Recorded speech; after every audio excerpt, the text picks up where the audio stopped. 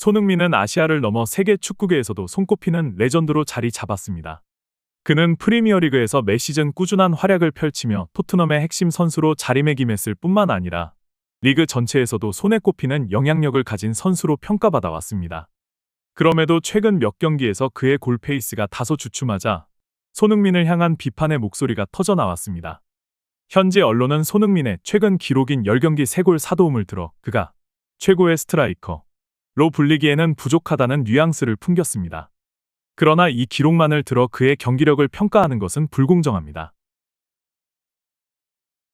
손흥민은 단순히 골을 넣는 것 이상의 역할을 수행하고 있으며 공격 전개의 중심에 서서 팀 전체의 공격 밸런스를 유지하는 데 기여하고 있습니다. 또한 이번 시즌 손흥민은 다수의 찬스를 놓쳤다고 비판받고 있지만 그가 기회를 만들기 위한 전술적 지원을 충분히 받지 못하고 있다는 점은 간과되고 있습니다. 타 선수들과 비교했을 때 손흥민이 겪는 비판은 더욱 부당하게 느껴집니다. 예를 들어 맨체스터 시티의 홀란드는 리버풀과의 빅매치에서 단 한 차례의 슈팅만을 기록하며 팀의 완패를 막지 못했지만 이에 대한 비판은 거의 없었습니다.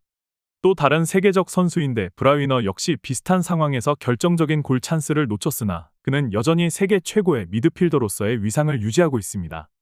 그러나 손흥민의 경우 한두 번의 실수만으로 그의 전체적인 경기력을 폄하하는 여론이 형성되었습니다. 이는 손흥민이 가진 높은 기대치와 영향력을 반영하는 동시에 그에 대한 평가 기준이 지나치게 가혹함을 보여줍니다.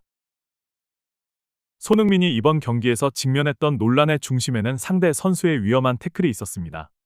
이 장면에서 손흥민은 명백히 부상의 위험에 노출되었으며 해당 선수는 이미 경고를 받은 상태였기 때문에 추가 경고로 퇴장당했어야 했습니다. 그러나 심판은 어드밴티지를 이유로 경기를 그대로 진행시켰고 이후에도 경고를 주지 않았습니다. 이는 단순한 판정 실수가 아니라 심판의 판단 기준과 선수 보호에 대한 무관심을 드러낸 사례로 볼 수 있습니다.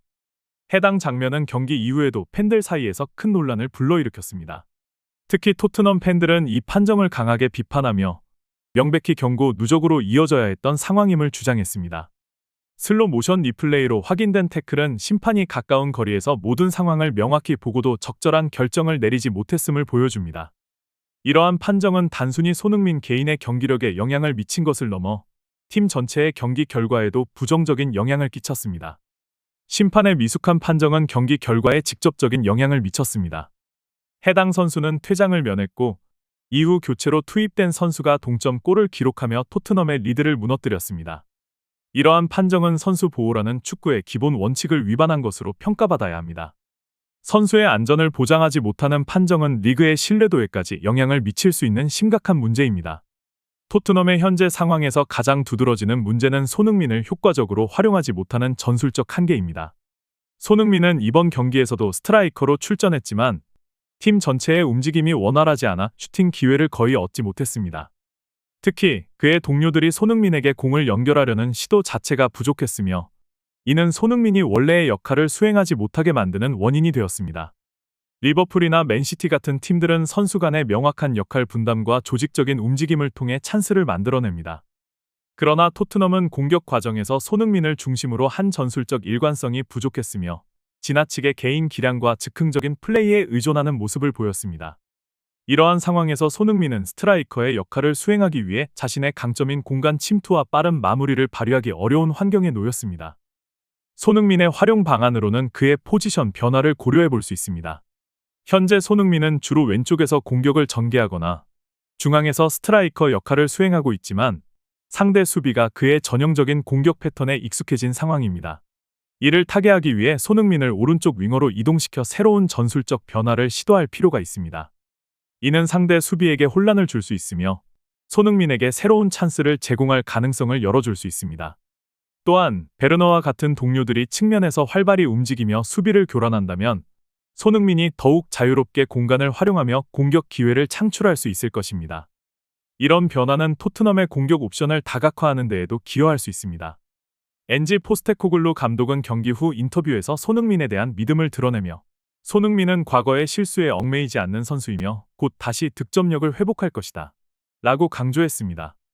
그러나 이러한 믿음이 현실로 이루어지기 위해서는 팀 전체의 전술적 변화가 필요합니다. 현재 토트넘은 공격의 다양성이 부족하며 손흥민에게 의존하는 경향이 강한 반면 정작 그에게 충분한 찬스를 제공하지 못하고 있습니다. 이는 팀이 손흥민의 득점력을 충분히 활용하지 못하고 있다는 것을 의미합니다. 감독은 스쿼드가 얇다는 한계를 넘어 전술적 유연성을 발휘해야 합니다. 특히 중원에서의 창의적인 패스와 크로스를 통해 손흥민에게 더 많은 슈팅 기회를 제공하는 것이 중요합니다. 이와 더불어 손흥민과 동료 선수들 간의 연계를 강화하는 것도 필수적입니다. 공격 전환 과정에서의 속도를 높이고 팀 전체가 손흥민의 강점을 활용할 수 있는 움직임을 가져가야 합니다. 이러한 변화는 단순히 손흥민 개인의 문제를 해결하는 데 그치지 않고 팀 전체의 경기력을 끌어올리는 데도 기여할 것입니다. 손흥민은 토트넘뿐만 아니라 프리미어리그 전체에서도 가장 영향력 있는 선수 중 한 명으로 남아 있습니다. 그는 그동안 수많은 어려움을 극복하며 자신을 증명해 왔으며 이번 시즌의 부진도 그의 커리어를 훼손할 정도로 심각한 것이 아닙니다. 중요한 것은 팀 전체가 손흥민을 중심으로 한 전술적 변화를 통해 그의 잠재력을 최대한 발휘할 수 있는 환경을 조성하는 것입니다. 팬들과 미디어는 손흥민의 현재 부진을 지나치게 확대 해석하기보다는 그의 기여와 희생을 냉철하게 평가하며 그에게 필요한 지원을 보내야 합니다. 손흥민의 부활은 단순히 한 선수의 재도약을 의미하는 것이 아닙니다. 이는 팀 전체가 발전하고 리그에서 더욱 높은 목표를 향해 나아가는 데 중요한 열쇠가 될 것입니다.